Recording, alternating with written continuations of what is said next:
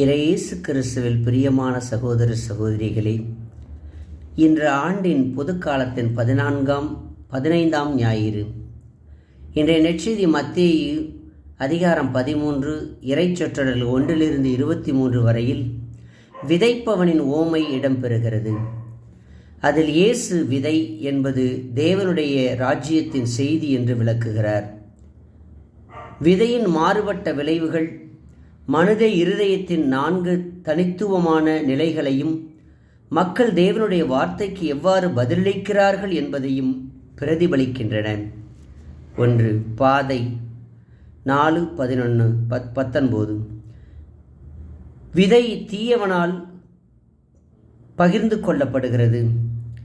இது செய்தியை புரிந்து கொள்ளாத அல்லது ஏற்றுக்கொள்ளாத கடின இதயங்களை குறிக்கிறது. பாறை நிலம் 5:6-20. விதை விரைவாக முளைத்தாலும் ஆழமான வேர் இல்லாததால் வாடிவிடுகிறது. இது ஆரம்பத்தில் செய்தியை மகிழ்ச்சியுடன் ஏற்று பின்னர் துன்பமோ உபத்திரமோ ஏற்படும் பொழுது விலகிச் செல்லும் இதயங்களை குறிக்கிறது. முட்கள் மத்தியில் 7:22. விதை வளருகிறது. உலக கவலைகள், செல்வத்தின் வஞ்சகம் தேவ வார்த்தையை நெரித்து அதை பயனற்றதாக்குகிறது. ஒரு கலங்கிய இதயத்தை இது குறிக்கின்றது. நல்ல நிலம் 8:23. விதை வேரூன்றி மாபெரும் அறுவடையை தருகின்றது. கடவுளின் செய்தியை ஏற்றுக்கொண்டு நீடித்த உருமாற்றம் ஆன்மீக கனியை உருவாக்கும்.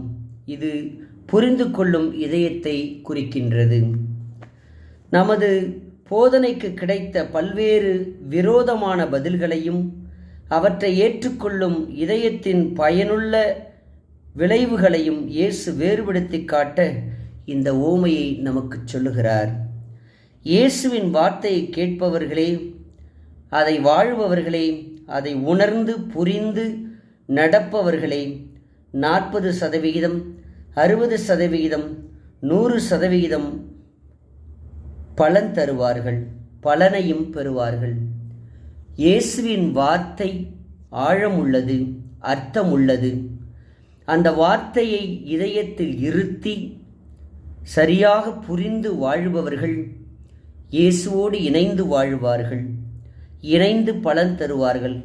ஏனெனில் இயேசுவே சொல்லியிருக்கிறார், என்னோடு இருப்பவன் பலன் தருகிறான், என்னோடு இல்லாதவன் வெட்டப்படுகிறான் என்று. ஆம், இயேசு கிறிஸ்துவில் பிரியம்